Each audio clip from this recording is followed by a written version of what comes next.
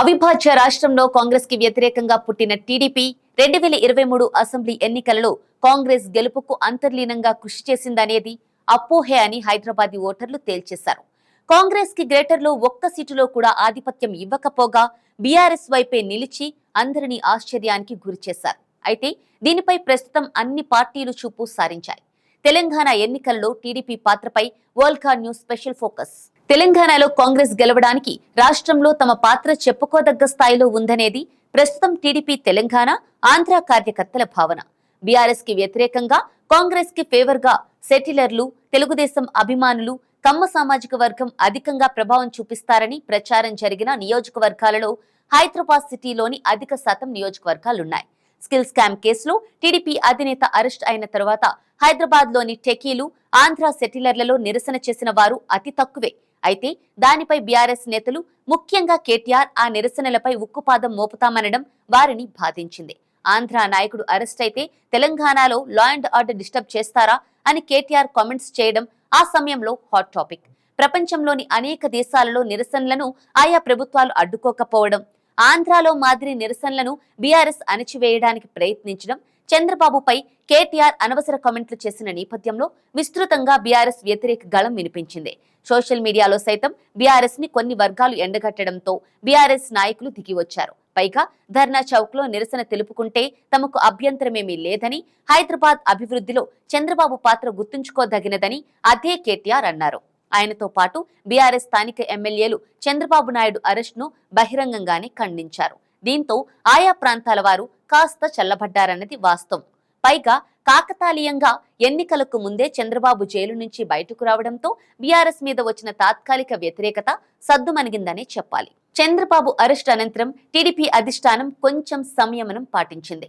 తాను పోటీ చేయకపోగా ఏ పార్టీని సమర్థించకుండా తెలివిగా సైలెంట్ అయిపోయింది. కేడర్ ని తమకు ఇష్టం వచ్చిన స్థానికులకు ఓటు వేసుకోండని ఉద్బోధించింది. దీంతో అలిగిన తెలంగాణ టీడీపీ చీఫ్ కాసాని జ్ఞానేశ్వర్ బీఆర్ఎస్ లో చేరారు. జ్ఞానేశ్వర్ ప్రభావం కొంచెం తెలంగాణ వాసులపై పడింది.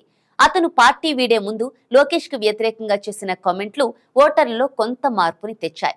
అయితే చంద్రబాబు అరెస్ట్ కి నిరసన తెలిపిన వారు కొద్దిమందే అయితే సెటిలర్లంతా బీఆర్ఎస్ కి వ్యతిరేకంగా ఉన్నారని ప్రచారం జరిగింది. విశ్లేషకుల అంచనా ప్రకారం కమ్మ సామాజిక వర్గానికి చెందిన యువతతో పాటు మరికొందరు చంద్రబాబు సానుభూతి పరులైన టెకీలు మాత్రమే ఆ నిరసనల్లో పాల్గొన్నారు. వారిలో టెకీలు తమకు సాఫ్ట్వేర్ ఉద్యోగం రావడానికి బాటా చంద్రబాబు హైటెక్ సిటీ అనే భావనలో ఉన్నవారే కానీ టీడీపీ కేడర్ కాదన్నది వాస్తవం. ఇది మరిచిపోయిన విశ్లేషకులు ఎన్నికల సమయంలో బీఆర్ఎస్ పట్ల వచ్చిన వ్యతిరేక భావన అందరి సెటిలర్లలో ఉందని ప్రచారం చేశారు. వాస్తవానికి దీని వెనుక కారకుడు ఎవరని ఆరా తీస్తే ఖచ్చితంగా కాంగ్రెస్ స్ట్రాటజిస్ట్ సునీల్ కొనుగోలు అని తేలే అవకాశం కూడా లేకపోలేదు. అయితే హైదరాబాదీ ఓటర్లు, ముఖ్యంగా సెటిలర్లు ఎక్కడి నుండో వలస వచ్చి బ్రతక నేర్చిన వారన్న విషయం యావత్ విశ్లేషక జర్నలిస్టు కులం మర్చిపోయింది. దీనిని బట్టి తెలంగాణ ఎన్నికలో టీడీపీ ప్రభావం ఉంది లేదని తేల్చడం పాలల్లో నీళ్లను వెతకడం లాంటిది. దశాబ్దాలుగా టీడీపీతో సన్నిహితంగా ఉన్న బీసీలు కాకుండా హైదరాబాద్ తో పాటు చుట్టుప్రక్కల ఉన్న కమ్మ సామాజిక వర్గం వల్ల తెలంగాణలో టీడీపీ మద్దతు బేస్ ఎక్కువగా ఉంది.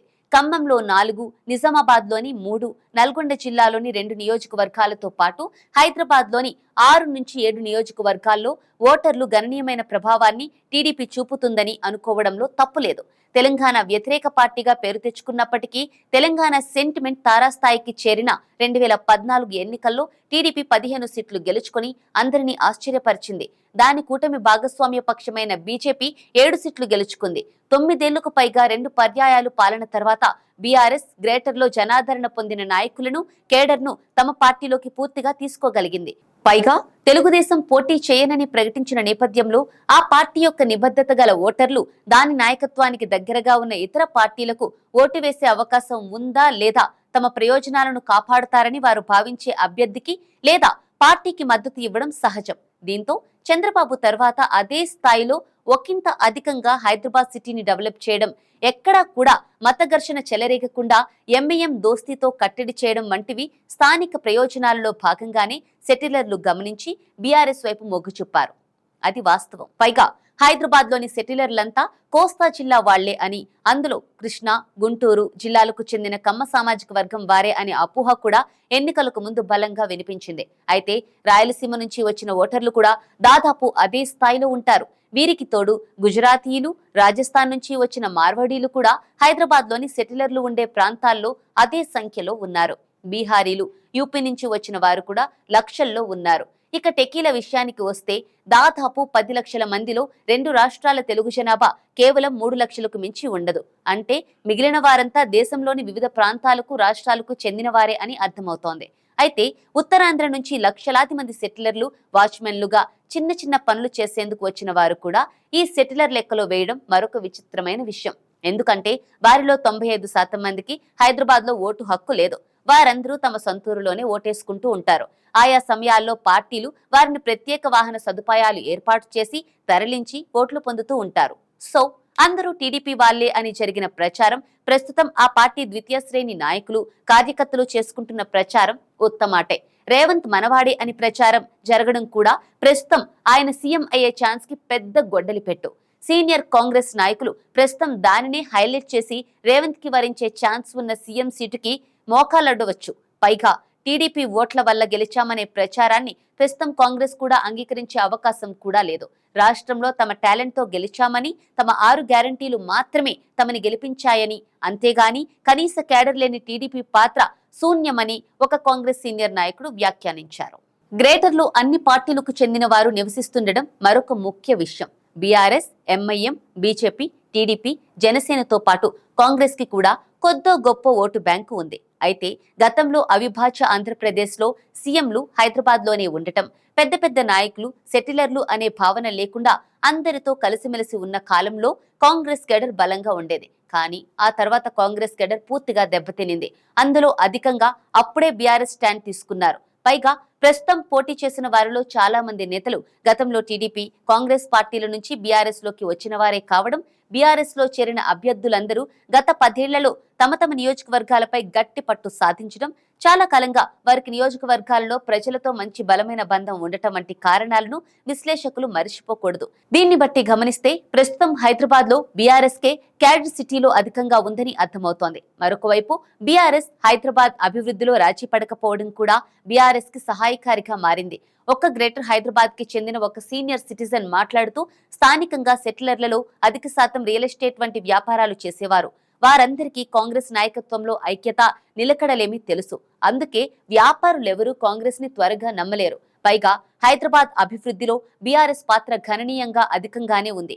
అందుకే సెటిలర్లు కుల, మత, ప్రాంతాలకు అతీతంగా బీఆర్ఎస్ ని ఎంచుకున్నారు. రాష్ట్రంలోని మిగిలిన ప్రాంతాల్లో పరిస్థితికి ఇక్కడ పరిస్థితి వేరు. అక్కడ స్థానికులు గెలిపించిన టీడీపీ నాయకులు కూడా గెలిచిన తర్వాత బీఆర్ఎస్ లోకి జంప్ అయ్యారు. అయితే గ్రామీణ ప్రాంతాల్లో బీఆర్ఎస్ పై ఉన్న వ్యతిరేకత, కాంగ్రెస్ స్ట్రాటజీ, డబ్బు అన్ని మిగిలిన నియోజకవర్గాలలో కాంగ్రెస్ గెలుపుకు దారులు వేశాయి. అంతే తప్ప టీడీపీ క్యాడర్ వల్ల ఏదో లాభమో నష్టమో జరిగిందని అనుకోవడం, కొన్ని పత్రికలు రాయడం, అందరినీ మోసం చేయడం, తమని తాము మోసం చేసుకోవడమే అని ఆయన వ్యాఖ్యానించారు. గ్రేటర్ ఎన్నికల్లోనే తమకు హైదరాబాద్ లో కేడర్ లేదన్న విషయం స్పష్టంగా టీడీపీ పార్టీ పెద్దలకు తెలిసొచ్చింది. బహుశా మర్చిపోయారేమో అని ఆయన అన్నారు. మరోవైపు బీజేపీ, జనసేనతో కలిసి ప్రభుత్వ వ్యతిరేక ఓట్లని చీల్చడం వల్ల బీఆర్ఎస్ కి గ్రేటర్ హైదరాబాద్ లో ముఖ్యంగా సెటిలర్లు ఉన్న నియోజకవర్గాలలో గెలుపు సాధ్యమైంది. పైగా సిటీలో అతి తక్కువగా నమోదైన పోలింగ్ శాతం కూడా కాంగ్రెస్ సీట్లు కోల్పోవడానికి మరొక అవకాశంగా కూడా కనిపిస్తోంది. అయితే అవి కూడా కాంగ్రెస్ కే పడతాయనే ఆలోచన కూడా సరికాదు. కానీ కొంత మెజారిటీ పెరిగే ఛాన్స్ ఉండేది. అయితే తెలుగుదేశం ఓట్ల వల్లే కాంగ్రెస్ గెలిచిందని ప్రచారం చేస్తున్న వారి విశ్లేషణ మరో రకంగా ఉంది. రాష్ట్రం మొత్తం టీడీపీ శ్రేణులు కాంగ్రెస్ కి సపోర్ట్ చేశాయని బల్ల గుద్ది చెబుతున్నారు. పైగా హైదరాబాద్ విషయానికి వస్తే కాంగ్రెస్ కి గ్రేటర్ లో ప్రస్తుతం కనీస ఓటు బ్యాంక్ లేదని, కానీ టీడీపీకి ఇంకా క్యాడర్ ఉందని, వారి ఓటింగ్ వల్లే కాంగ్రెస్ కి హైదరాబాద్ లో కనీస డిపాజిట్లు దక్కాయని వారంటున్నారు. అవును, సంద్రంలో పడే రెట్ట ఏ లెక్కలోకి రాదన్న విషయం మాత్రం ఆ ప్రచారకులకి తెలియకపోవడం ఆశ్చర్యాన్ని కలిగిస్తోంది. ఏదేమైనా టీడీపీ, జనసేన వంటి ఆంధ్రాకి పరిమితమైన పార్టీలు తెలంగాణలో ఓటింగ్ పై అంత సులభంగా ప్రభావితం చేసే అవకాశం లేదు. ఇటు పిచ్చి ప్రచారాలకి పొంగిపోకుండా టీడీపీ జాగ్రత్త తీసుకోవాల్సి ఉండగా, ఆంధ్రాలో పొత్తు ఉన్న నేపథ్యంలో టీడీపీ అభిమాన ఓట్ తెలంగాణ జనసేనకి ఒక్కటి కూడా పడకపోవడం ఆ పార్టీ కూడా పునరాలోచించుకోవాల్సిన అవసరం ఉంది.